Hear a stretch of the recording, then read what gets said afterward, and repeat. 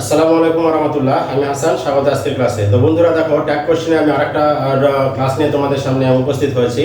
তো এখানে 33 নম্বর রুলসে কি বলছে যে কোনো সেন্টেন্সের সাবজেক্ট যদি অল অফ আস, কোনো সেন্টেন্সের সাবজেক্ট যদি all of us, some of us, every of us, most of us, all of us, some of us, তারপর এভরি অফ আস, তারপর মোস্ট অফ আস যদি কোনো সেন্টেন্সের সাবজেক্ট হিসেবে যদি থাকে, তবে ট্যাগ কোশ্চেন করার সময় এই সাবজেক্ট হিসাবে এদের পরিবর্তে আমরা কি ব্যবহার করি? উই ব্যবহার করি। ট্যাগ কোশ্চেনে সাবজেক্ট হিসাবে এদের পরিবর্তে আমরা উই ব্যবহার করি। তাহলে এখানে কি এখানে বলছে all of us, every of us, none of us এবং মোস্ট অফ আস যদি থাকে কোনো সেন্টেন্সের সাবজেক্ট হিসাবে, তাহলে ট্যাগ কোশ্চেন করার সময় এদের পরিবর্তে আমরা সাবজেক্ট উই ব্যবহার করি।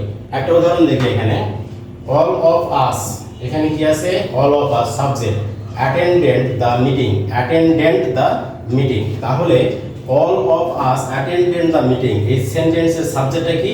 অল অফ আস, এবং সাবজেক্টটা অ্যাফার্মেটিভ, সেন্টেন্সটা অ্যাফার্মেটিভ, যার কারণে এখানে কি করব আমরা? আমাদেরকে ট্যাগ কোশ্চেন করতে হবে নেগেটিভ।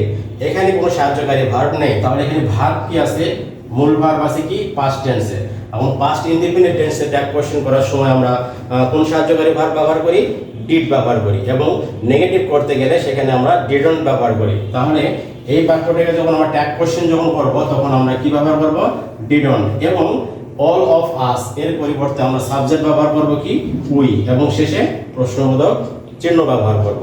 আরেকটা উদাহরণ দেখে এখানে, নান অফ আস, পরের উদাহরণ এখানে কি দেওয়া আছে? নান অফ আস, এটাকে সাবজেক্ট হিসেবে আমরা ব্যবহার করছি। Can solve this problem, none of us can solve this problem. এখানে সাহায্যকারী ভার্ব আছে কি? ক্যান, এবং বাক্যটা কি আছে? নান। নান থাকার কারণে বাক্যটা বা স্টেটমেন্টটা কি এখানে? Negative statement. তাহলে আমাদেরকে কি করতে হবে? ট্যাগ কোশ্চেন করার সময় অবশ্যই অ্যাফার্মেটিভ করতে হবে। তাহলে ট্যাগ কোশ্চেন যখন আমরা তৈরি করব, তখন কি হবে? এখানে দেখো, ক্যান, আমরা নান অফ আস এর পরিবর্তে আমরা সাবজেক্ট ব্যবহার করছি ট্যাগ কোশ্চেনের উই, শেষে প্রশ্নবোধক চিহ্ন ব্যবহার করছি। পরের রুলসে কি বলছে এখানে, কোন সেন্টেন্সের সাবজেক্ট যদি all of them, all of them, তারপর some of them, every of them, most of them, এগুলো যদি থাকে, কোন সেন্টেন্সের subject some of them, every of them, most of them যদি থাকে, তাহলে আমরা ট্যাগ কোশ্চেন করার সময় অবশ্যই সাবজেক্ট হিসাবে, ট্যাগ কোশ্চেনের সাবজেক্ট হিসাবে আমরা দে ব্যবহার করব। কি করব? ট্যাগ কোশ্চেনের সাবজেক্ট হিসাবে দে ব্যবহার করব। একটা উদাহরণ দেখি এখানে, all of them are very sincere. তাহলে এখানে সাবজেক্ট কি আছে? অল অফ দেম, সাবজেক্ট কি আছে?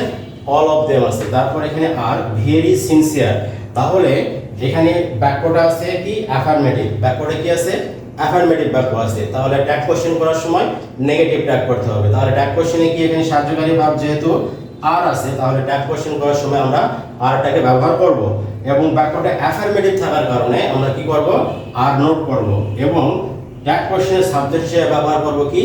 দে। কেন দে ব্যবহার করব? এখানে এই যে অল অফ দেম থাকার কারণে আমরা ট্যাগ কোশ্চেনের সাবজেক্ট হিসেবে আমরা দে ব্যবহার করি, শেষে প্রশ্নবোধক চিহ্ন ব্যবহার করছি। তাহলে আমরা কি দেখলাম এখানে? All of them, most of them, every of them, none of them ইত্যাদি যদি কোনো সেন্টেন্সের সাবজেক্ট যদি হয়, তাহলে আমরা ট্যাগ কোশ্চেন তৈরি করার সময় এগুলোর পরিবর্তে আমরা ট্যাগ কোশ্চেনের সাবজেক্ট হিসাবে আমরা দে ব্যবহার করব।